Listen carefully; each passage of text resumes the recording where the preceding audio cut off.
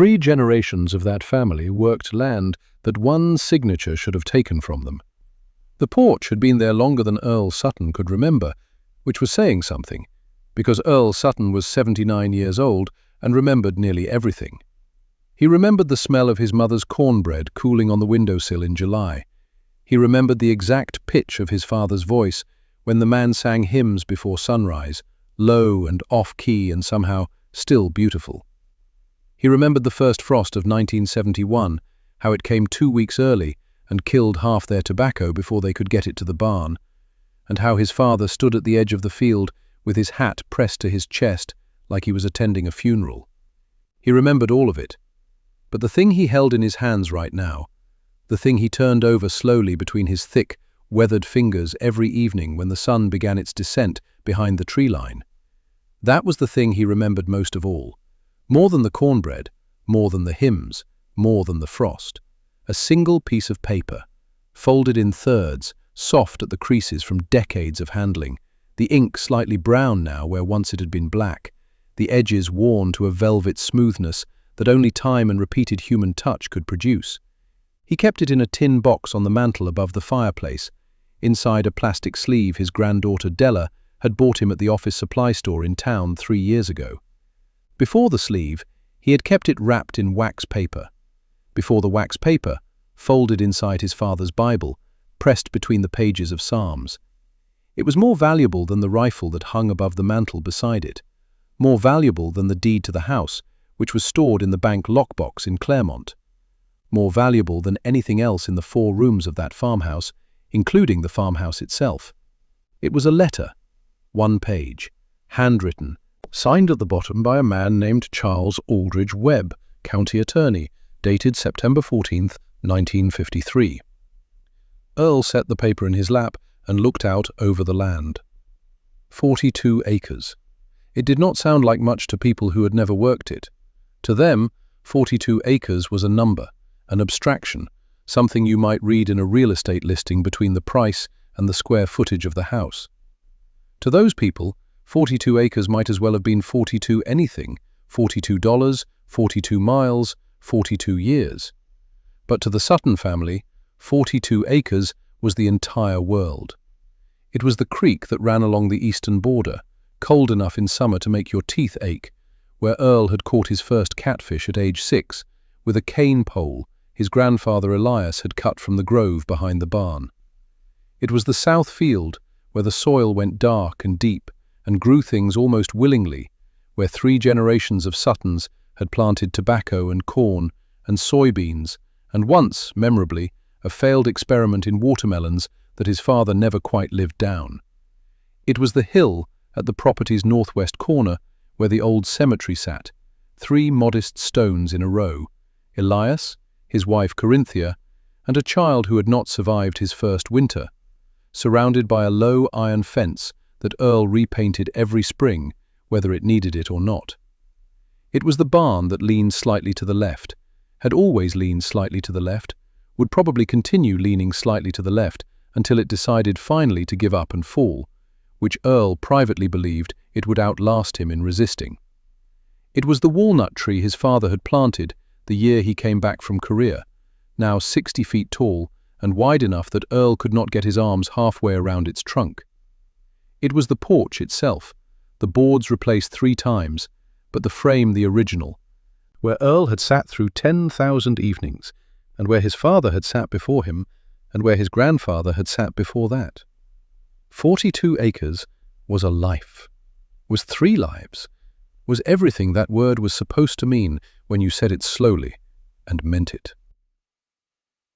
Elias Sutton had bought the land in 1919 with money he had saved for 11 years, working first as a farmhand for a white man named Garrett in the next county, then as a labourer at the mill in town, then gradually, carefully, as a man who kept every dollar he earned that did not go toward keeping himself alive. He had a plan, and the plan required patience, and Elias Sutton had patience in a quantity that people who knew him described, with a mixture of admiration and something approaching awe, as almost supernatural. He was 31 years old when he walked into the office of a land broker named Harrison and placed cash money on the desk and bought 42 acres of Piedmont land that had been sitting idle for 4 years following the death of the previous owner's son. The broker, by most accounts, had not been pleased. The transaction had not been smooth. There had been, over the following weeks, certain pressures applied from certain quarters of the community, suggestions made, visits paid. But Elias had anticipated this. He had done something that in 1919, for a black man in that county, required both foresight and a particular quality of courage that is different from the dramatic kind. Quieter, more sustained, and in many ways more difficult. He had gotten it in writing. Not just the deed, which he knew could be contested and was contested twice in the years that followed, but letters, affidavits, a signed statement from the broker himself, obtained before the community pressure had fully materialized, confirming the terms of the sale, the amount paid, and the date of transfer. He had filed copies with the county recorder's office, with a lawyer in a city 2 hours away, and with the local branch of the NAACP. He had understood something that many men in his position, worn down by the daily mathematics of survival, did not always have the energy to understand. That in a world where your word counted for less than another man's, your paper had to count for more. Earl's father, James Sutton, had been 17 when Elias died in 1948. He inherited the land, a modest debt at the grain cooperative, a reputation in the county as a serious and capable farmer, and his father's habit of documentation. James kept records the way other men kept faith. Every transaction, every agreement, every handshake arrangement that might someday need to be remembered. He wrote it down, had it signed where he could get a signature, kept copies in 2 places. People sometimes teased him about it, gently, the way you tease someone about a habit that is more admirable than ridiculous. James did not mind the teasing. James had grown up watching his father navigate a world that kept its agreements selectively, and knew that paper, properly maintained, had a memory that men did not always choose to have. In 1953, a man named Delbert Crane came to see James Sutton. Crane was a developer, connected to a larger interest in Charlotte, and he wanted the land. He did not want to buy it. What he wanted, though he presented it in language that required several minutes of polite unwrapping to understand, was for James to sign over development rights and what he called a participation agreement that would have, in the fine print that he did not particularly emphasize, transferred effective control of the property to his company for a period of 99 years, in exchange for what amounted to a small annual payment and a series of promises that had no enforcement mechanism James could identify. James said he would think about it. He took the papers. He drove 2 hours to the lawyer in the city, the same firm his father had used, and had the documents reviewed. The lawyer had been direct. "Sign this," he told James, "and your family will be tenants on your own land within 5 years, legally, completely, with no practical recourse." James came home and wrote a letter to Charles Aldridge Webb, the county attorney, with whom he had a formal but functional relationship built on years of James doing everything by the book, and Webb acknowledging, in his careful official way, that James Sutton was a man of his word. The letter laid out what had happened. It asked for nothing except an acknowledgement that the county attorney's office was aware of the situation, which, in that specific legal context, at that specific historical moment, was a way of saying that if something happened to that land, there would be a record of why. Webb wrote back on September 14, 1953. 1 page. He confirmed receipt of James's letter. He confirmed that the records of the Sutton property were in good order with the county. He confirmed that any future claims against the property would be subject to the full review of his office. And then, in the final paragraph, in language that was formal but unmistakably personal, he wrote that the Sutton family had been a part of this county for 34 years, that the property had been legally and properly acquired and maintained, and that it was his professional opinion, offered in his official capacity, that the family's claim to that land was without legitimate challenge. Delbert Crane came back once more, 3 months later, with a revised offer. James showed him the letter. Crane left and did not return. The third time the paper saved the land, Earl was 44 years old, and his father had been dead for 2 years. It was 1991, and the county was doing something with road assessments and eminent domain that the newspapers in Charlotte wrote about, but that people in the rural parts of the county mostly found out about when someone knocked on their door. They were widening a state route, and the proposed path of the widening would take, according to the preliminary survey, approximately 6 acres from the eastern border of the Sutton property, including the creek. The compensation offered was a number that bore no relationship to the actual value of the land, or, more importantly, to the actual value of the creek, which fed the property's irrigation and had been doing so for 70 years. The survey itself contained an error, a small one, but meaningful, regarding the placement of the original property boundary. Earl had gone through his father's papers over the months following James's death, organizing and cataloguing with a thoroughness that surprised even himself, because he had not known until he was doing it how much it would feel like a conversation with his father. A long, quiet, one-sided conversation conducted through receipts and letters and careful handwritten notes in the margins of legal documents. He had found the web letter in its wax paper, read it, and placed it in the tin box on the mantle, which is where his father had kept it but never explained why. When the road assessment arrived, Earl's neighbor in the next farm, a man named Gruber, told him to take what they offered and be glad.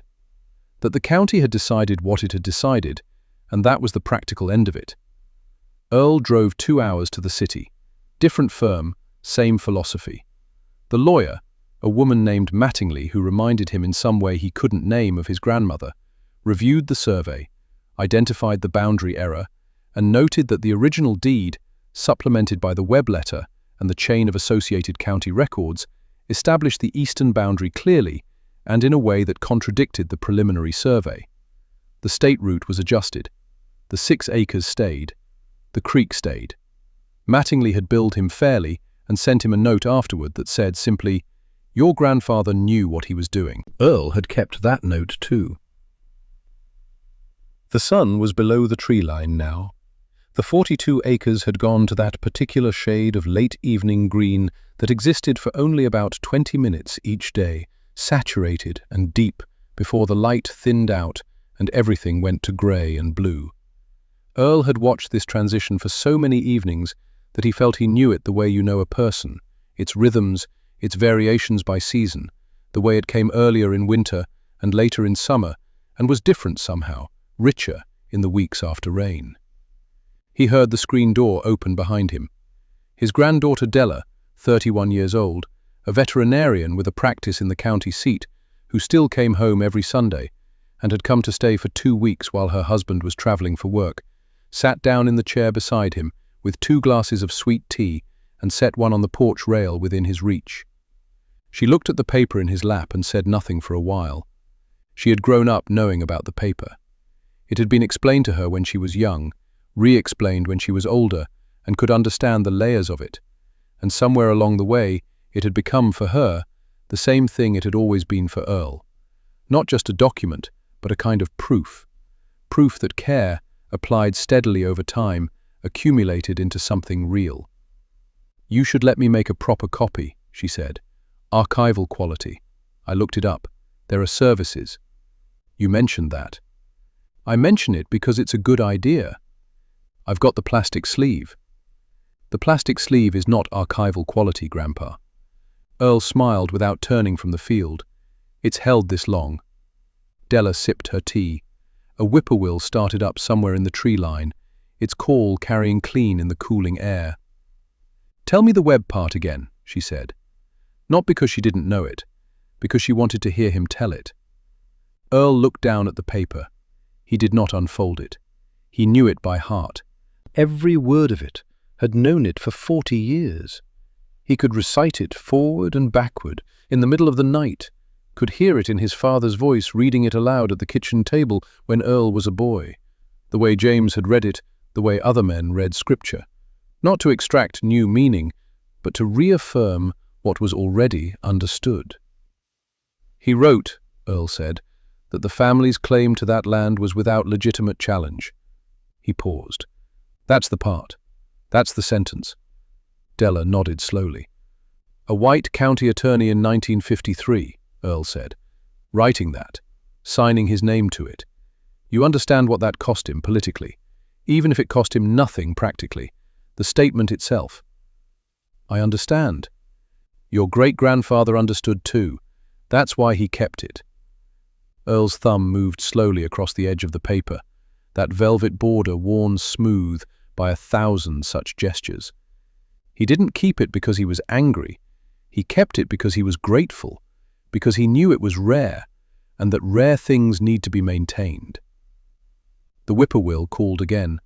The green of the field had gone to grey now, right on schedule. "What do you want to do with it?" Della asked. "When?" She did not finish the sentence and did not need to. Earl was quiet for a moment. "It goes to you," he said. "Same as it came to me. You keep it in the box. You show it to your children when they're old enough, and you tell them the whole thing from the beginning, from Elias walking into that broker's office with his money counted out. And you tell them why we kept it. Not just what it is. Why? Because a man's legacy is written in ink that didn't fade." Earl turned to look at her. "Your father tell you that?" "You did," she said. "About 10 years ago. You probably don't remember." He probably didn't. He was 79 and remembered nearly everything, but the things he said himself had a way of slipping past him, the way familiar music does. You know every note, but could not tell someone when exactly you learned it. "It's true, though," he said, turning back to the field. The first stars were coming out. Not many yet, just the early, confident ones that appeared handed forward, intact. The ink that didn't fade. Not because ink was permanent, but because someone had taken care. Earl Sutton sat on his porch in the dark, the paper beside him, the land around him, and was at peace. The box is still on the mantle. The letter is still in it.